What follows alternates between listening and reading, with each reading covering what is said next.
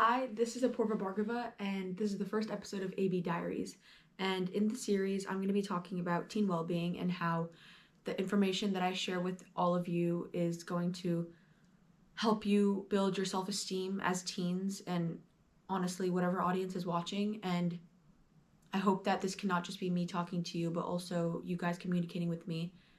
And I'm your host, Apurva Bhargava, and this episode will mostly be like an introduction, but also half of it will be talking about high expectations of being a teen. And I think that that's a pretty lengthy topic, so I hope that I can speak a lot about it and really connect with you guys. So let's get on to the video. So I also wanted to share that I really want this to be humorous, and I don't want this to be super uptight, even though the topics I talk about will be pretty emotional. I feel like I want the viewers, well, you guys, to be like pretty comfortable with what I'm saying. And yeah, so without further ado, let's get into it. So talking about me, I'm a high schooler, currently in my sophomore year, and I'm doing this account. I'm making this like channel, not just because it's an assignment. I know it's an assignment, yeah, like whatever, like it's a passion project. But I also had this idea with my peer, with my friend, and I'm sorry she won't be joining us. And also more about me, I play a sport, and that's volleyball. I play club volleyball. I also play volleyball for my school, and I really hope that with all these videos, I don't want to just be talking, but I want to be sharing and connecting with all of you. I don't want this to be like seem like an assignment. I want this to seem like I'm actually helping, because that's the overall goal of this entire channel. I want to be able to help, and I want to be able to share the messages that I speak about, or maybe the scenarios that I've been put in and what I've learned from it, to help other people as well. So that's basically about me. Please let me know if you have any questions, but let's get into the real part of the video. And that's going to be talking about high expectations for yourself. So I think that high expectations are a positive thing until the point where you make it negative. I feel like everything that you do, if you do too much of that thing, it will eventually become negative. And with high expectations, I feel like many kids, whether it be in the classroom or on the court or on the field or whatever sport that they play, I feel like they have always had this expectation for themselves. For example, perfectionists. Their expectations are far higher than others, but the rate at which perfectionists succeed is always going to be higher because they set themselves to a higher standard. But at the same time, for example, I'm not a perfectionist. Sometimes I am in some areas of my life, but if I set myself to a standard, I'm not going to set myself to the highest standard. I'm going to set myself to a standard which I know I can succeed at. And I feel like that keeps me sane. Like, perfectionists will try and aim for such a high standard that if they don't reach the standard, that it makes it seem like they didn't achieve anything at all. But I want everyone to know, like, for people watching this, if you're a perfectionist, like, the standard at which you set yourself to is above and beyond. But just going above is not negative at all. If you set yourself to a standard at which you know you can succeed at without trying to overexert yourself, you'll be much happier. And I feel like a lot of kids or a lot of adults don't understand that they don't have to exceed expectations to succeed. And I have my computer here just to have some points, but like, for example, if someone was taking a test and they were like, okay, I'm gonna get 100, I'm gonna ace it, and I'm gonna be the best. And let's say, for example, someone's like, okay, I'm gonna try and get an 80. If I get an 85, like, that's good, but my goal is an 80. If someone that was expecting the 100 got a 75, obviously they would be probably torn and be super negative onto themselves, but like put a lot of negativity onto themselves. But if the person that was expecting an 80 got a 75, they'd be like, okay, that was pretty, like, not what I wanted, but that was pretty close, and I think that I could try and reach for it next time. Now, like, the separation of reactions. Now, not all perfectionists react like, oh my gosh, like, I got a 75, like, I'm bad, like, I can't do anything, I suck, blah, blah, blah, blah, blah. But see, the person that got an 80, their reaction to their failure was much more positive, and now they feel much more motivated to work past that and try and reach that goal next time. Meanwhile, perfectionist, the more time that you try and overexert yourself, the lower and lower the might in you is going to like the might in you to reach that goal is going to decrease. And slowly you're not even going to want to try at all because you first didn't reach the goal that you wanted to reach, and now you don't even want to try at all. But like, for example, if you got close to the goal that you wanted to reach, then you are not as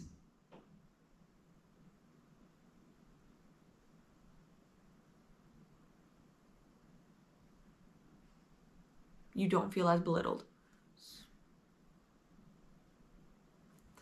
I also wanted to share this one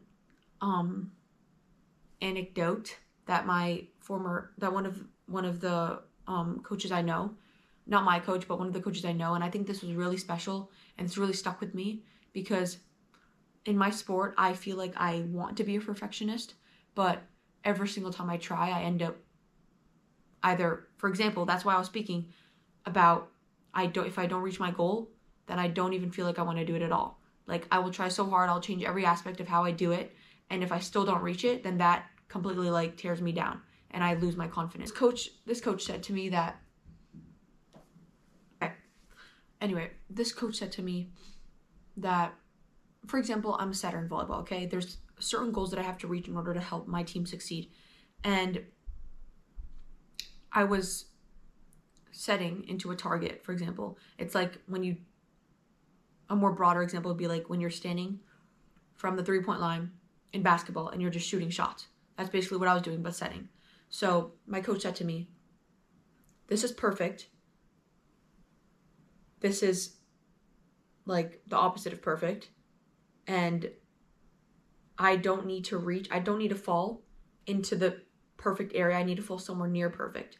Because even if I don't hit my goal, it's better than being all the way at nothing. I feel like that really stuck with me because that changed how I approached, or like mentally how I approached reaching my goal. Because now I was thinking to myself, okay, I don't need to hit the target every single time, but not completely miss. So I had this healthy medium that I could always depend back on, because every single time I was trying to go set the ball, I would miss, or something would be wrong in my footwork because I kept on thinking, okay, I have to hit the target.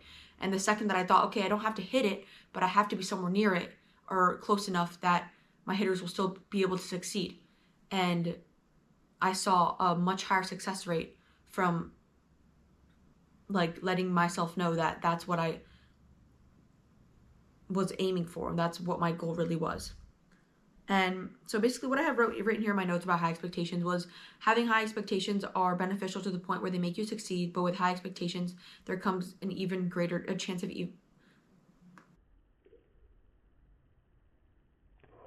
like I was saying before, perfectionist, they don't reach their goal. It's like 100 or 0. So if they don't reach their goal, they're dropping down to 0. If they hit the goal, they'll go probably to 100. But they always start at this 100 because they have tried so hard to maintain 100. But the second that they drop, it's a much larger drop. And with that much larger drop comes a much larger mental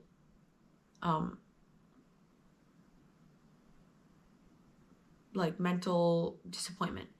And for regular people, they start at 50 and they have a 0 and they have 100. So they can either hit this 100 or they can drop down to 0. But either way, they maintain this 50, knowing that if they go to 100, that if they drop, they'd still be able to go back to 50. But for 50, if they drop, they'd be able to go to 50. But if they just always have this neutral zone that they can always depend back on. And I feel like that's really important, because then you avoid having that disappointment or that feeling that you're worth nothing if you don't hit that 100. I also wanted to mention, like, if I didn't mention before, but like perfectionists, like I was saying before, they have the 100 and they have a 0. They have no neutral ground because it's either perfect or it's nothing. So having, like I said, a regular person started at 50, being able to reach the 100 or also being able to drop down and still be able to go back to the 50 without having to make such an overexerting jump, like 0 to the 100, like perfectionists do, it's much more motivating, and they have so much more like enthusiasm to be able to reach their goal. Because, like, for example, the 80 and the 70 and the 75, like the person that was trying to hit that 80 that got a 75 is probably much more motivated to be like, okay, next time I get this test, like, I'm gonna get an 80 on it because I was 5% away from getting it. Like, I was so close, but I know that I'm gonna do more preparation and I'm just gonna work harder and hopefully achieve that goal next time. Meanwhile, the people that was expecting 100 that got a 75, they're like, wow, 25 points I missed, like, and then they're gonna try and discombobulate all of the preparation that they did. Even if they did so much preparation and they still didn't get the results that they wanted, they're gonna try and change every single aspect of their like preparation planning and the process, and in turn that's just gonna lead to so many more problems. Because imagine it wasn't just the preparation. Imagine your preparation was perfect and you did everything that you needed to do in order to get a good score, but you didn't. Like, sometimes things like that happen, but perfectionists don't believe that because they put so much work into trying to receive that 100 that they won't believe, like, okay, I must have been having a bad day, I didn't get enough sleep. Like, no, they will depend on their preparation. But if their preparation fails them, then they're obviously going to turn back and be like, what is wrong with me? Like, what's happening? Blah, blah, blah, blah, blah. Like, that's the kind of spiral that personally I try to avoid. I said I wasn't a perfectionist, but I feel like that's just in the classroom. Like, I'm still working on not being a perfectionist in volleyball, but I feel like everyone has their thing that they try and be perfect in, whether it be a social setting or like social media. They want to look perfect to other people on the outside, sports, classroom. And I feel like that's all super negative, and there's just stigma. Like, if you're famous or if you're popular, like, you have to be perfect on the internet. And I feel like nowadays it's becoming more of a trend to normalize having bad days. But before, people would simply just try and be that role model that everyone wanted to look up to. And I feel like also those role models probably had a lot of pressure on them to be perfect because no one was expecting them, of all people, to have, like, I don't know, like, something. I'm not using an example, that I'll get canceled. Something that could be potentially super wrong in their life. They wouldn't want anyone to know that. And I feel like there's a lot of different kind of perfectionists in the world, but many people don't share the fact that they are one because they don't want people to think like, wow, she's crazy. Like, sometimes it's just something that you have to deal with, and that if you're a perfectionist now and you're trying to grow out of it, you have to understand that it's not going to be easy. Like, you are still going to want to get 100 on every single assignment that you do, but know that getting a 95 won't kill you. Like, and I'm not saying that, oh my god, 95, like, oh my god, like, this kid's complaining about a 95, literally got like a 75. Like, I'm not talking about that. I'm talking about getting that 95 is such a great accomplishment. And even though you didn't get that 100 that you wanted to, the 95 doesn't mean anything less. Like, just because you didn't achieve the goal you wanted to doesn't mean that the effort that you put in means nothing. Like, your results don't always reflect on how hard you worked for them. Like, you can be the hardest worker in the world, and if your results don't match up, it's fine. Because so many, like, for example, so many scientists in the world, they've tried so many different theories and they failed so many different times, but they just continue trying. So their hard work and their preparation gave them good results, but sometimes they failed even though they had so much hard work and preparation. So it's very situational about everything that happens. You can't think that everything is going to be constant. Like, okay, I'm going to do this, this, and this, and I'll get 100. If you do this and this and this, and you still don't get the 100, then okay, maybe you should change some things up. But that doesn't mean that you as a person mean anything less just because you didn't receive the results that you wanted. And I know a lot of people in my life, they are constantly striving to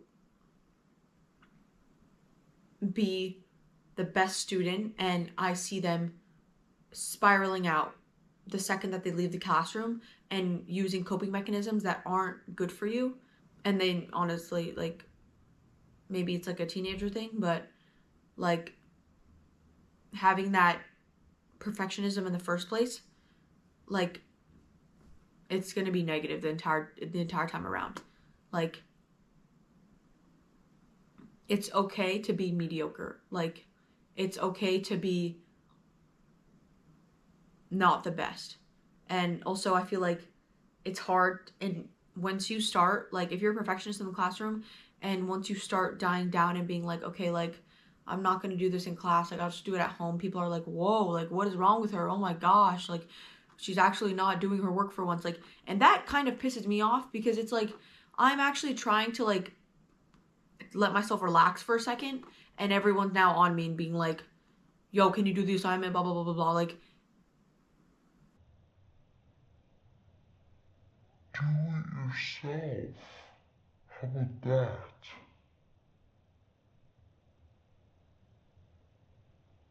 that wasn't funny. But I really hope that you guys enjoyed this video, and let me know what my next video idea should be. I feel like I yapped a lot in this video and it went pretty fast, but I'm gonna try and slow down. I'm gonna try and slow down next time. But please drop video recommendations on what you want more and what content you want, because whatever you guys desire, you shall receive. And let's get this account to 150 subscribers before May 12th. And let's get at least 50 views on this video and 10 likes. And turn on those post notifs. And I'll see you in the next one.